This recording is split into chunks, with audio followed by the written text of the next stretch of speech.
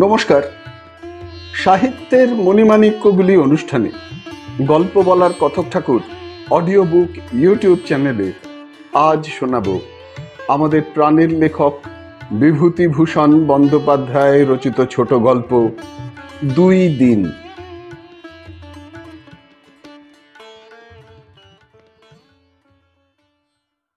১২৮৫ সাল, ১৭ই শ্রাবণ।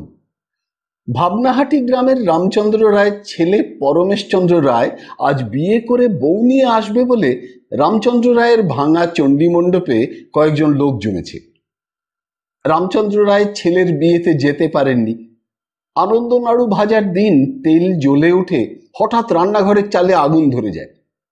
আগুন নেভাতে গিয়ে রামচন্দ্র রায়ের ২ হাত পুড়ে ঘা হয়েছে করতালুতে। সেজন্য তিনি ছেলের বিয়েতে যাননি। বরকর্তা করে পাঠিয়েছিলেন ভাইরা ভাই তেবারের গোপেশ্বর চক্রবর্তীকে। রামচন্দ্র রায়ের অবস্থা ভালো নয়। দুখানা মাত্র ২ চালা ঘর, কয়েক বিঘে ধানের জমি, বাড়ির পেছনে একটা খালের ১/৪ মালিকানা সত্ত্ব আছে। তাতে বছরে ৩০-৪০ মণ মাছ পান। এর দাম ১০ টাকা হিসেবে মন ধরলে ৩00-৪০০ টাকা। এছাড়া আর অন্য কোনো আয় নেই। মোটা ভাত মোটা কাপড়ে একরকম সংসার চলে যায়। রামচন্দ্র রায়ের ছেলে পরমেশের বয়স ২৩ বছর। ছাত্রবৃত্তি পাশ করে স্থানীয় জমিদারি কাছারিতে মুহুরিগিরি কাজে ঢুকেছে। মাসিক বেতন ৬ টাকা।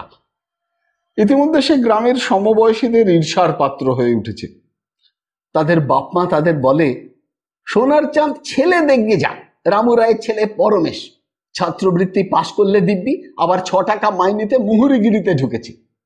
ওর উন্নতি ঠেকায় কেডা? তোরা শুধু বাড়ি বসে বসে খাবি আর পাশা খেলবি চণ্ডী মণ্ডপে বসে।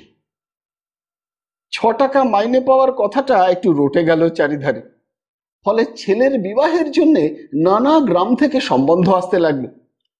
রামচন্দ্র রায়ের স্ত্রী ধরে বসলেন আঁকড়ে এক কথা, ১০১ টাকা বরপণ দিতেই হবে, ১০ ভরি সোনা, তাছাড়া দান সামগ্রী, বরের গরদ আলাদা। অনেকে বললে, বাপ রে, কি দেখে অত টাকা বরপণ দিতে যাবে লোকে? ১০০ টাকা বরপণ কারা পায় যাদের ভালো জমি জমা আছে? তোমার কি আছে বাপু? ছেলে অবশ্যই স্বীকার করি অল্প বয়সে চাকরিটা পেয়েছে ভালোই, কিন্তু ওই যা ছেলে দেখেই দেওয়া, কম চাওয়া তো নয়। ১০ ভরি সোনার দামই ধরো ১৮ টাকা ভরি হিসেবে ১৮০ টাকা। না না, ও চলে না। আবার অনেকে বলে, চাওয়ার দিন এসেছে তাই চায়। কই, তুমি আমি তো চাইতে সাহসও করিনি। হীরের টুকরো ছেলে, এই বয়সে উন্নতি করেছে কেমন? ৮ টাকা তো ওর মাইনে হলো বলে, ওকে ১০ ভরি সোনা দেবে না তো দেবে কাকে? অনেক মেয়ে দেখা ও উভয় পক্ষের যাতায়াতের পরে অবশেষে গোবরাপুরের তারিণী চক্রবর্তীর বড় মেয়ে পতিত পাবনীকে রামচন্দ্র রায়ের বেশ পছন্দ হলো। তারা বরপণ ও ১০ ভরি সোনা দিতেও চাইলেন। আজ সেই কনেকে নিয়ে পরমেশ বাড়ি আসছে। কিন্তু ইতিমধ্যে রামচন্দ্র রায়ের বাড়িতেই কথা উঠেছে। তাই তো, বউ আসবার আগে নাড়ু ভাজার দিনই ঘরে আগুন লেগে গেল, শ্বশুরের হাত পুড়ে গেল। এ কি অলক্ষণে বউ রে বাবা! রামচন্দ্র রায়ের স্ত্রী স্বামীকে নাড়ু ভাজার দিন শেষ রাত্রে এই কথাটা বলেছিলেন। তখন শেষ রাত্রে দধিমঙ্গলের শাঁখ বেজে ওঠার সঙ্গে সঙ্গে ঝলসানো হাতের যন্ত্রণা ক্লিষ্ট স্বামীকে জাগিয়ে তুলে পরমেশের মা বললেন, ওগো শোনো। কি গা? আমার মনটা ভালো বলছে না, সেই থেকে আমিও ঘুমোইনি। আমার কথা শোনো, ওখানে ছেলের বিয়ে ভেঙে দাও। পাগল! আজই বিয়ে? আজ বিয়ে ভেঙে দেবে? খুব দেওয়া যায়। অলক্ষণে কোণে ঘরে আগুন লাগে, ভিটেতে পা দিতে না দিতে। আমার খোকা বেঁচে থাকুক, তার মুখের দিকে চেয়ে সংসারে সব করতে পারি, তো ভারী একটা মেয়ের সঙ্গে সম্বন্ধ ভেঙে দেওয়া যায় না? কাল রাত্রে যারা যারা নাড়ু ভাজতে এসেছিল তাদের মধ্যে অনেকেই কথা বলেছে। দিগম্বর চাটুর্যের বউ, নখুড়ি, পাড়ার মঙ্গল ঠাকুরুন, কাশী চক্রবর্তীর শাশুড়ি, আমাদের মনমতি ময়না, এরা তো ছেলে মানুষ, এরাও বলছিল রামচন্দ্র রায় একটুখানি ঘাবড়ে গেলেন। ছেলের শুভ বিবাহের দিনটিতে এসব কি বিভ্রাট রে বাবা। বললেন, আচ্ছা আচ্ছা, দেখব, সেখানে আগে যাই তো। ছেলেকে আমি পাঠাবো না কিন্তু। তবে দধিমঙ্গলের শাঁখ বাজালে কেন? ওসব লোক হাসাহাসির মধ্যে আমি নেই। একটা নিরীহ মেয়ের সর্বনাশ করতে আমি পারবো না। সর্বনাশ কিসে হলো? ও কথা বলো না গিন্নি। পরের দুদিনটা নিজের মতো দেখতে শেখো। আজ তার মেয়ের বিয়ে, মেয়েরও দধিমঙ্গলের শাঁখ বাজলো, কত লোক কুটুম্ব এসেছে তাদের বাড়ি। কি সমাচার? না বর এলো না, মেয়ে দোপড়া হয়ে গেল, কান্নাকাটি উঠলো চারিদিকে, রান্না বান্নার জোগাড় সব নষ্ট। শত্রুরা মুখ টিপে হেসে, মুখে আবার গা ঘেঁষে দুঃখ জানাতে এলো। কি দিন ভাবো দেখি। ওসব ছেড়ে দাও, পরের মন্দ করতে পারবো না। এতে আমাদের ছেলের খারাপ হবে না গিন্নি, ভালো হবে। তুমি ওর মা, তুমি ভালো মনে ওকে আশীর্বাদ করো। তোমার পায়ের ধুলোতে ওর সব মঙ্গল হবে। পরমেশের মা স্বামীকে মানতেন। স্বামীর কথায় নরম হয়ে গেলেন। উনি যখন বলছেন তখন কোনো ভয় নেই। উনি আমার চেয়ে অনেক বোঝেন, যা ভালো বোঝেন করুন। আমি মেয়ে মানুষ, কি বুঝি। তারপর বেলা হলো, বরযাত্রী ভোজনের যজ্ঞি চড়ে গেল। প্রায় 60 জন বরযাত্রী হবে। তারা খেয়ে দিয়ে সব রওনা হয়ে চলে গেল। কিন্তু রামচন্দ্র রায় গেলেন না, যেতে পারলেন না। সেই পোড়ার ঘায়ে বড় যন্ত্রণা হতে আরম্ভ করলো। একটু জ্বর মতো হলো দুপুরের দিকে। তার ভাইরা ভাইয়ের হাতে বরকর্তার দায়িত্ব তুলে দিয়ে রামচন্দ্র রায় কাঁথা মুড়ি দিয়ে শুয়ে পড়লেন কোণের ছোট্ট ঘরে। স্ত্রী সন্ধ্যার পরে ঘরে ঢুকে বললেন, হ্যাঁ গা, ঘুমিয়েছ? না। হে, কি হলো? কি হলো? তোমার জ্বর, তুমি খোকার বিয়েতে যেতে পারলে না, এ কি কম কষ্ট আমার। ভেবে দেখো, সেই খোকা আমাদের। আমার মন মোটেই ভালো নিচ্ছে না, চোখের জল ফেলছি নে, পাছে খোকার অমঙ্গল হয়। কি অলক্ষণে বউ আসছে সংসারে যে গাছে না উঠতেই এক কাঁদি। গিন্নি, আবার সেই কথা, জ্বর মানুষের হয় না? জ্বর হয়েছে বলে একজন নিরীহ মেয়ের ওপর রাগ করো কেন? তাকে অলক্ষণেই বা বলো কেন? তার কি দোষ? কি খাবে রাত্রি? ও বেলা এত যজ্ঞী, তুমি তো কিছু মুখেও দিলে না। একটু সাবু করে দিও। আর কিছু ভেবো না, ভগবানের নাম নিয়ে গিয়ে শুয়ে থাকো। যে আসছে তাকে তুমি আশীর্বাদ করো মন খুলে। সেই নতুন বউ নিয়ে পরমেশ এখনই বাড়ি আসছে, কেননা দূরে ঢোলের শব্দ পাওয়া গেল। গরিবের ঘরের ঠাটবাট, আত্মীয় কুটুম্বিনীরা চঞ্চল হয়ে উঠেছেন। শাঁখ নিয়ে দোরের বাইরে রাস্তার কাছে এসে দাঁড়িয়েছেন। পরমেশের মা এগিয়ে গিয়ে দাঁড়ালেন। চোখে তার ঔৎসুক্য, মুখে অনিশ্চয়তার হাসি। রাস্তার মোড়ে বরকনের পালকি দেখা গেল, পেছনে বাজনাদার ভক্তমুচি ও তার দল। পালকির এপাশে গোপেশ্বর চক্রবর্তী, পাত্রের বড় মেশো। সকলেই এগিয়ে গেল। কে একজন চেঁচিয়ে বললে, দুদাল তার খোড়া ঠিক করো আগে। গ্রাম্য বৌঝিরা ঘিরে দাঁড়ালো। পো পো করে শাঁখ বেজে উঠল। সুগঠিত দেহ যুবক পরমেশ্বর রায় পালকি থেকে নেমে মার পায়ে উপুর হয়ে প্রণাম করলে। মা গিয়ে নববধূকে কোলে করে পালকি থেকে নামালেন। তারপর কৌতূহল চঞ্চল হাতে বধূর ঘোমটা খুলে মুখ দেখলেন। হাতে দিলেন দুগাছা সোনার বালা। তার শাশুড়ি রামচন্দ্র রায়ের স্বর্গগতা মাতৃদেবী একদিন এই বালা জোড়া দিয়ে তার মুখ দেখেছিলেন এই ভিটেতে পা দেওয়ার দিনে। পুত্রবধূর মুখ দেখে খুশি হলেন পরমেশের মা। কাঁটাল তলায় বরণের পিঁড়ি পাতা ছিল। পুত্র ও পুত্রবধূকে আশীর্বাদ করে ঘরে তুললেন। বাঁশবনের মধ্যে বাড়ি। অনেক রাত্রে লক্ষ্মী পেঁচা ডাকছে বাঁশবনের মাথায়, ঝিঝি ডাকছে বনে। বধূ কি একটা ডাকে ভয় পেয়ে ঘুমের ঘোরে শয্যা সঙ্গিনী ছোট ননদ হৈমবতীকে জড়িয়ে ধরলে। ও কি বৌদি, ভয় কি? ও শেয়াল ডাকছে। নববধূ ঘুম ভেঙে হেসে ননদের মুখের দিকে ডাগর ডাগর চোখ মেলে চাইলে, কানের মাকড়ি দুটো ঠিক করে নিলে। হৈমবতী হেসে বললে, রও একটা দিন, কালই তো ফুলসজ্জি, কাল থেকে দাদার কাছে শোবে, ভয় ভাবনা কিছুই থাকবে না। ছটফট করে মরছ, আমরা বুঝি নে। নববধূ সলজ্জ কণ্ঠে বললে, ও মা। ওই দিনটির পরে দীর্ঘ 68 বছর কেটে গিয়েছে। আজ 1353 সালের 13ই শ্রাবণ।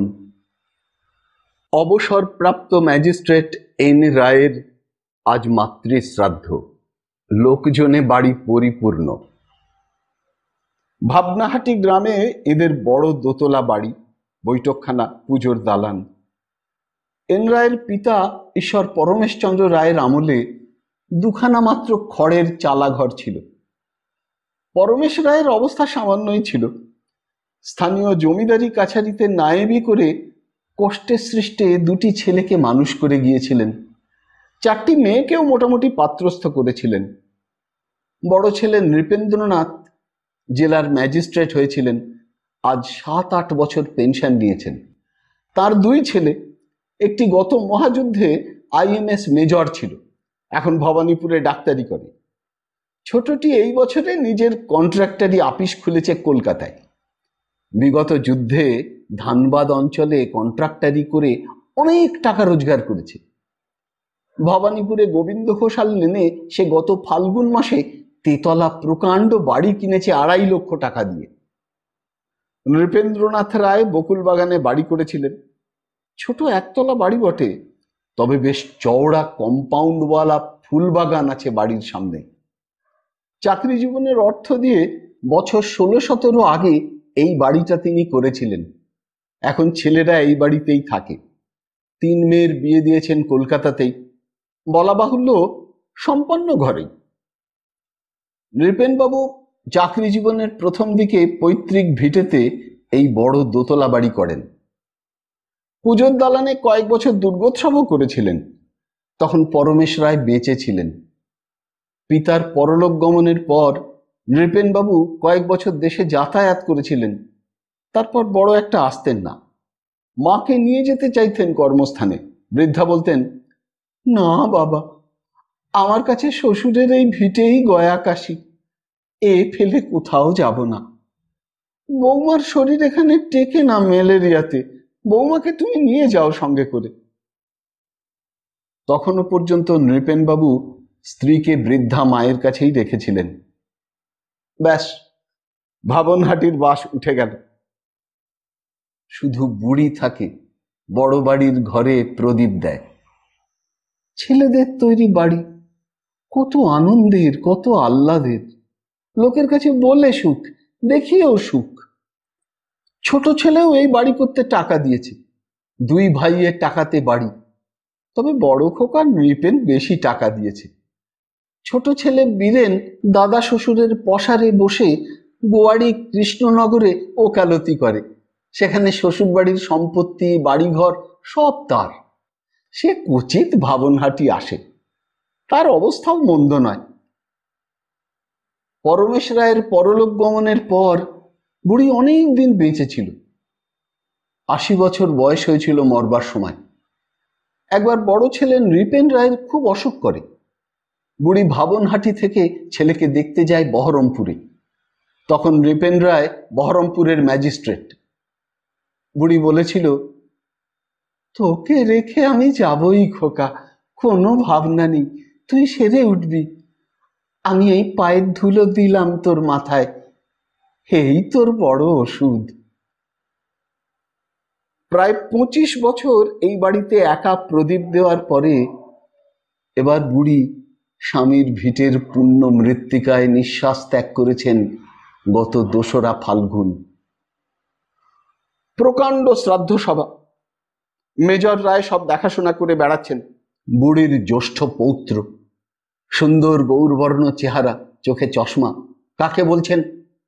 কন্ট্রোলারকে লিখে 1 মণ ময়দা অতি কষ্টে জোগাড় করেছিলাম, আর কলকাতার রেশন কার্ডে কিছু কিছু কালেক্ট করেছিলাম। ভাবনহাটি গ্রামের লোক খুব খুশি হয়েছে। এরা গ্রামের মধ্যে বড় লোক, অনেক দিন পরে দেশে এসেছে, মাতৃশ্রাদ্ধ করছে, একটা বড় ভোজ দেবে।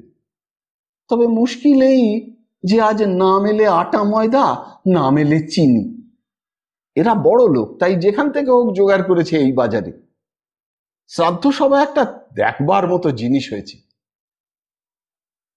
বড় শামিয়ানার নিচে শ্রাদ্ধ বেদী, 13টি নাতি মুন্ডিত মস্তকে যখন দীর্ঘ সারিতে কুশাসনে বসে ভোজ্য উৎসর্গ করছে, তখন গ্রামের বুড়ি চক্কর্তি গিন্নি বললেন, হা হা হা হা, ভাগ্যি মানে চলে গেল। কি ভাগ্যি নিয়ে এসেছিল, আজ সোনার চাঁদেরা বসে দেখো ভোজ্য উৎসর্গ করছে। এ ভাগ্যে কি সবার হয়? বট ঠাকুরের কি ছিল, 2খানা চালা ঘর। আমরা প্রথম ঘর করতে এসে দেখেছি। দিদি আর কত বড় ছিলেন আমার চেয়ে, না হয় 10 বছরের। সেই বাড়িতে রাজ অট্টালিকা তুলেছে ছেলেরা, আবার নাতিরা হয়েছে একেবারে রাজা। এমন ভাগ্য নিয়ে কজন মেয়ে মানুষ বসুমতীতে আসে বলো? নাতি মানে শুধু ছেলেরা নয়, 4 মেয়ের ছেলেরাও আছে। নৃপেন রায়ের ছোট ছেলে কন্ট্রাক্টর পরিতোষ বেদি থেকে হেঁকে বললে, বিজয় গাড়ি গিয়েছে? বিজয় বিনীতভাবে বললে, দারোগা বাবুর মেয়ে ছেলে আনতে গিয়েছে গাড়ি, এখনো ফেরেনি। ফিরলে সাব ডেপুটির বাড়ির মেয়েদের আনতে পাঠাতে হবে, এবার বড়খানা পাঠিও। যা জলকাদা স্যার, গাড়ি চালানো বড় দায় হয়েছে। বড় গাড়ি বেরিয়ে গিয়েছে রানাঘাটের ছানা আনতে। যে করে হোক 1-2 দিন চালিয়ে তো নিতে হবে। 5 মাইল দূরবর্তী মহকুমা টাউন থেকে নিমন্ত্রিত সম্ভ্রান্ত ব্যক্তিদের আনবার জন্য 2খানা নিজেদের মোটর এরা কলকাতা থেকে এনেছে। রানাঘাট এখান থেকে অনেক দূর, ভালো রাস্তাও নেই। সেখানে গাড়ি পাঠানোর কথায় পরিতোষ বললে, সেখানে গাড়ি পাঠাতে কে বললি? সে তো 16-17 মাইলের কম নয়। বিজয় বললে, হ্যাঁ 17 মাইল স্যার। যত সব স্টুপিড। তারপর 1খানা টায়ার গেলে কি স্প্রিং ভাঙলে এ বাজারে জোগাড় করাই কঠিন। যা রাস্তা, ভালো গাড়িখানাই ওই রাস্তায় পাঠালে। এই সময় জিপ গাড়িতে মহকুমা হাকিম ও 2জন গভর্নমেন্টের কর্মচারী এসে নামলেন। মেজর রায় বেদি থেকে বললেন, আসুন আসুন, ওরে গাড়ি থেকে কি কি আছে নামিয়ে নে। আসুন আসুন দয়া করে। মহকুমা হাকিম মিস্টার সেন পূর্বে ছোকরা বয়সে নৃপেন রায়ের অধীনে সার্কেল অফিসারের কাজ করেছেন মেদিনীপুরে, কাঁথি মহকুমায়। জিপ থেকে নেমে মিস্টার সেন বললেন, আপনার বাবা? ও নমস্কার স্যার। আচ্ছা আচ্ছা, আপনি কাজ আরম্ভ করুন, আমাদের জন্য ভাববেন না, we are quite at home. কে আছিস? ওরে সিগারেটের টিন বার করে দে, ওদের চায়ের ব্যবস্থা আগে কর। এই সময় গোয়ালারা দই আর ক্ষীরের বাঁক নিয়ে উঠোনের এক স্থানে এসে দাঁড়ালো। ওপাশে ছোট চালা ঘরে মিহিদানা ও দরবেশ ভিয়ান হচ্ছে, লুচির ময়দা মাখা হচ্ছে। সে ঘর থেকে একজন উঠে এসে গোয়ালাদের দই আর ক্ষীর দেখে নামিয়ে হিসেব করে নিতে লাগলো। জার্মান সিলভারের ট্রেতে চা দেওয়া হচ্ছে শামিয়ানায় চেয়ারে বসে যেসব ভদ্রলোক শ্রাদ্ধ দেখছেন তাঁদের, এবং বিশেষভাবে মহকুমার হাকিম ও তার 2জন সঙ্গীকে। গ্রামের সাধারণ লোকও শামিয়ানার একপাশে ভিড় করে দাঁড়িয়ে দেখছে। শ্রাদ্ধের মন্ত্র পাঠ আরম্ভ হয়েছে। অপূর্ব দৃশ্য। 13টি সোনার চাঁদ নাতি একসঙ্গে ভোজ্য উৎসর্গের মন্ত্র পাঠ করছে। একটু দূরে সেই কাঁঠাল গাছটা, যখন এটা অল্প কয়েক বছরের চারা, তখন এরই তলায় দুধে আলতায় গোলা পাথরের খোড়ায় পরমেশ রায়ের নববধূ এসে দাঁড়িয়েছিল বরণের সময়। পাশেই আলপনা দেওয়া পিঁড়িতে দাঁড়িয়েছিলেন নবযুবক পরমেশ রায়। ৬৮ বছর আগের এ খবর সভাস্থ কোনো লোক জানত না, জানবার কথাও নয়।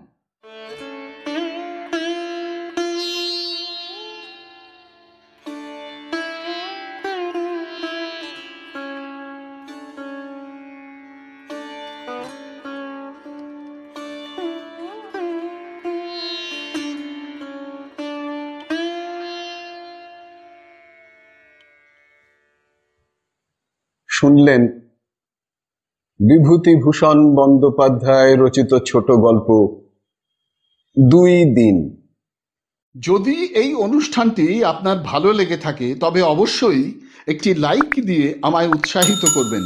যারা এখনো আমার এই চ্যানেলটিকে সাবস্ক্রাইব করেননি তারা অনুগ্রহ করে সাবস্ক্রাইব বোতামটি টিপে আমার এই চ্যানেলটিকে সাবস্ক্রাইব করে নেবেন এবং ভিডিওর কমেন্ট বক্সে আপনার মূল্যবান মতামত জানিয়ে চ্যানেলটিকে আরও এগিয়ে নিয়ে যেতে আমায় সাহায্য করবেন।